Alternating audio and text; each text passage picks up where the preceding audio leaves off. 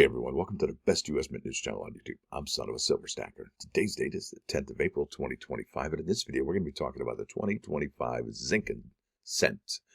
But before that, if you're new here, don't forget to like, share, comment, and subscribe. We're trying to reach a bazillion subs. Now let's get busy with it. Over here to moneymetals.com.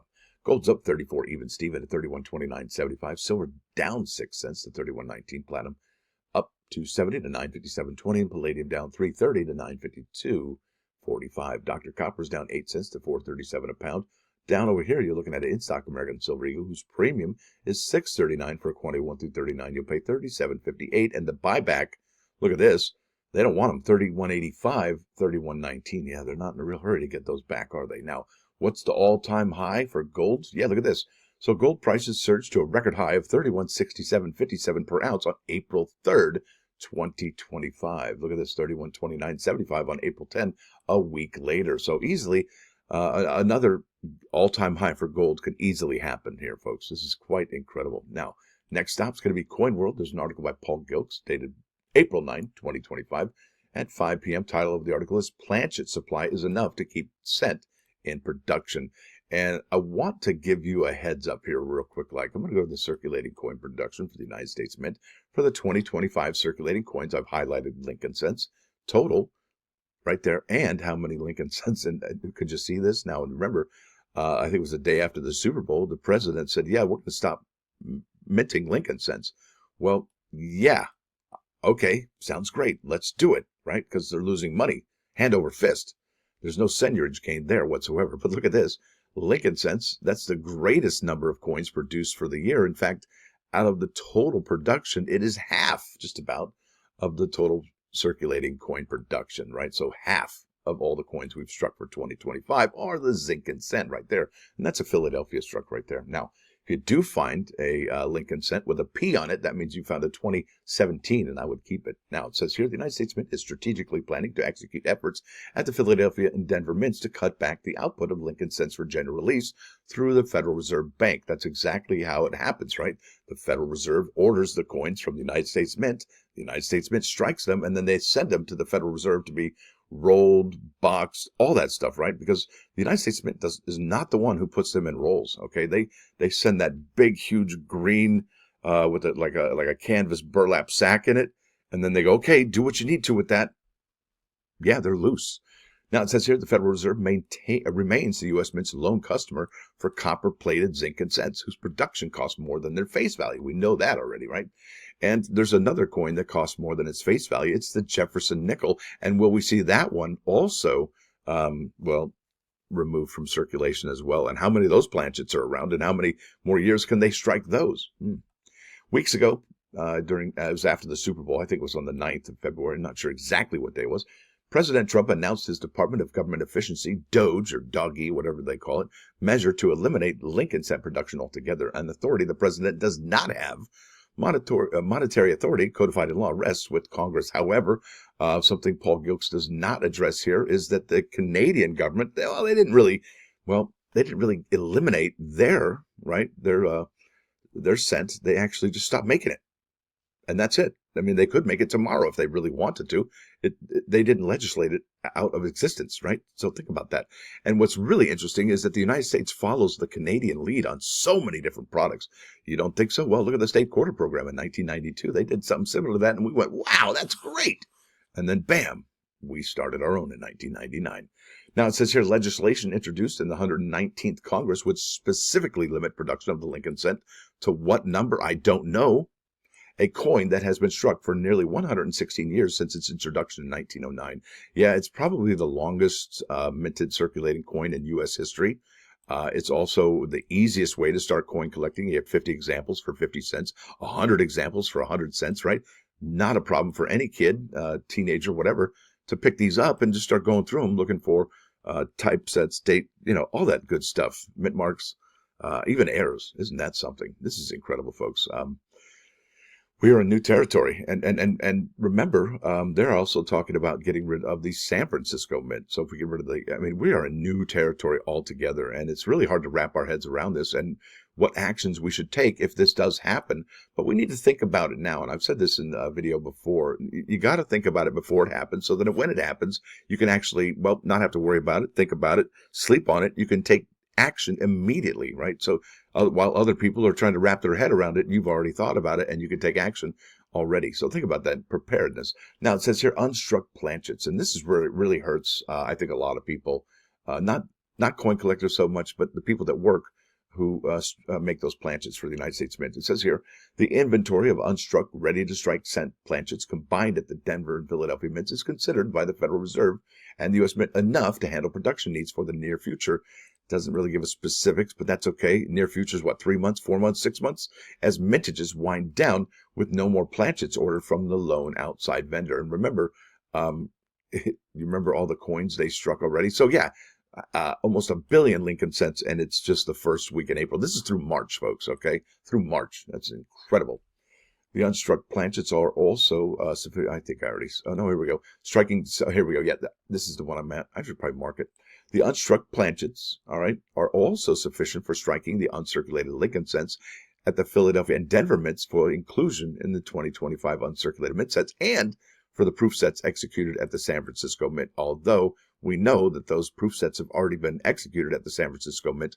And could we see the West Point Mint take over the proof sets for the San Francisco Mint? Absolutely. And could we see the 2026 San Francisco quarters be gone? Yeah, absolutely. Like I said, we have to think about this before it happens. That way, when it happens, we know what to do. The ready-to-strike planchets with raised rims have been produced for decades by the same contracted outside vendor in Tennessee. The vendor has undergone several name changes. I don't understand that. Altrista Corporation in Greenville, Yarden Zig Products at the same location in Greenville, and now Artisan LLC, a subsidiary of One Rock Capital in Tuscaloosa, Tennessee. Newspapers in the region have published concerns that should the U.S. Mint completely sever any contracts for the planchets, the move could financially cripple.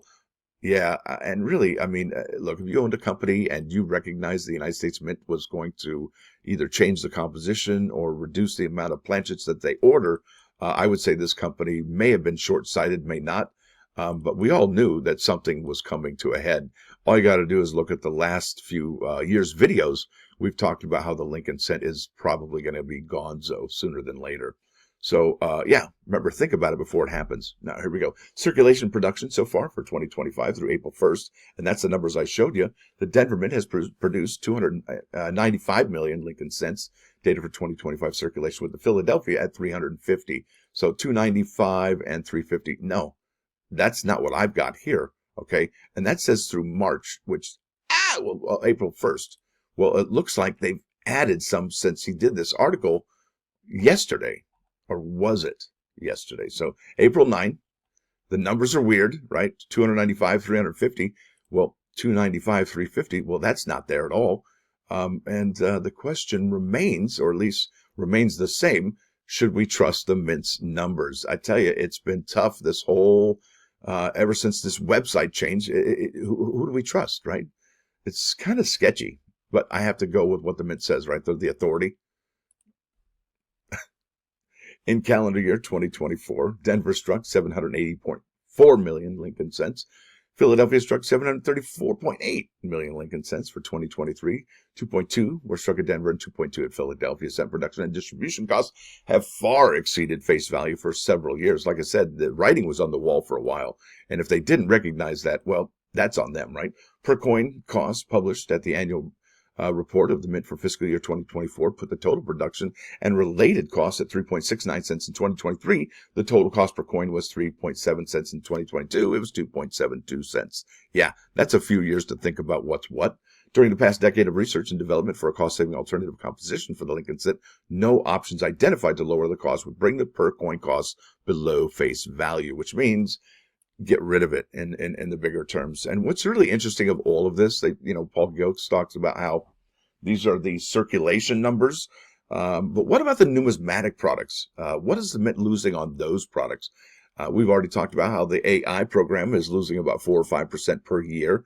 The annual program for annual sets is also losing money. The only real winner chicken dinner is, well, there's the silver bullion, silver sales, the numismatic silver. That's just incredible. So there it is. Now, I wanted to read to you a poem that my great uncle had written. Here, it's Rudyard Kipling, you know, the guy with the Ricky Tikki Tavi or Jungle Book or whatever. This is If, all right? And I'll leave a link in the description here if you don't want to read it. You can hit play. But, you know, with all of the stuff going on here, right? I think there's a really good lesson to learn here in this. And remember, this Rudyard Kipling guy, he was born in Mumbai, India, right? Moved to the United States, lived in England, United Kingdom.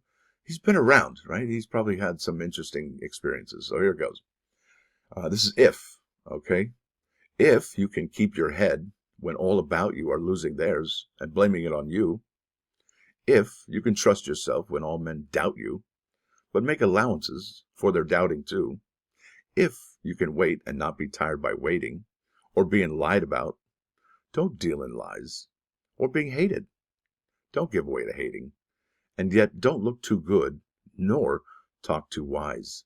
If you can dream, and not make your dreams your master, if you can think, and not make your thoughts your aim, if you can meet with triumph and disaster, and treat those two impostors just the same, if you can bear to hear the truth you've spoken, twisted by knaves to make a trap for fools, or watch the things you gave your life to broken, and stoop and build them up with worn-out tools.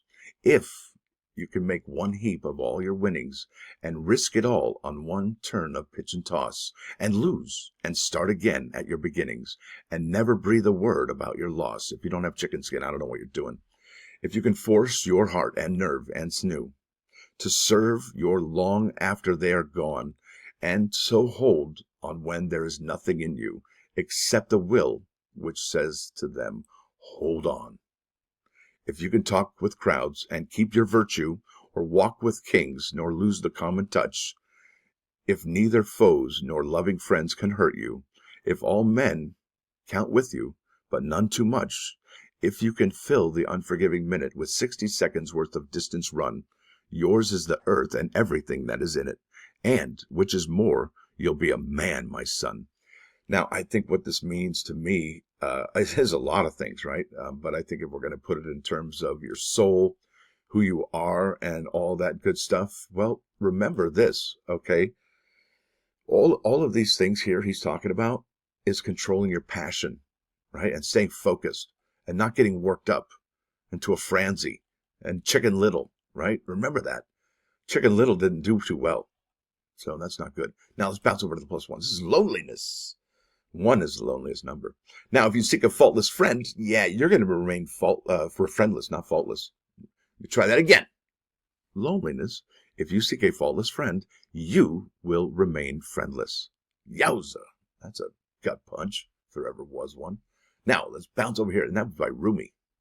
Bounce over here to 99.9. This is Weezer. Did you see what was going on with Weezer in the news? Oh, my goodness. Well, not Weezer themselves, but somebody related to them. And this is the Sweater Song. If you want to, you know the one. Anyway, it's a cool song. It's kind of fun, kind of playful. And that's the way we should be in life, not taking it too seriously.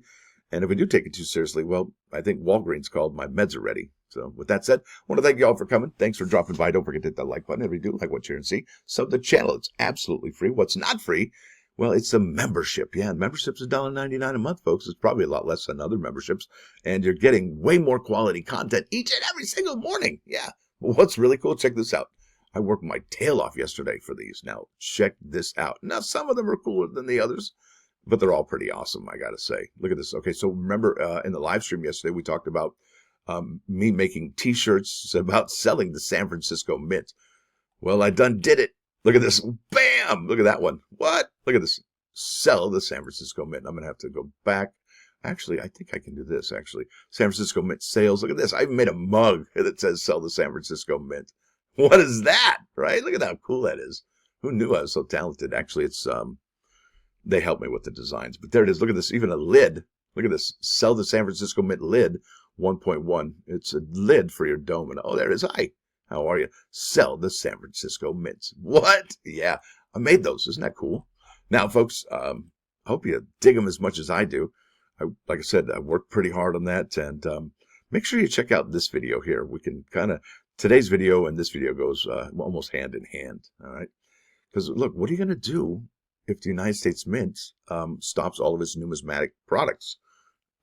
Yeah, right. And the only place to ever pick up any of the coins in the wild will be from this pool of coins here in the circulating in the wild, right? And then what is coin collecting going to look like at that point? Now, I really hope they keep the uncirculated sets, and I hope they keep the proof sets just like they did in the 60s and 50s. It's just incredible. We are in groundbreaking territory, folks. Hope you all have a wonderful day. Stacker out.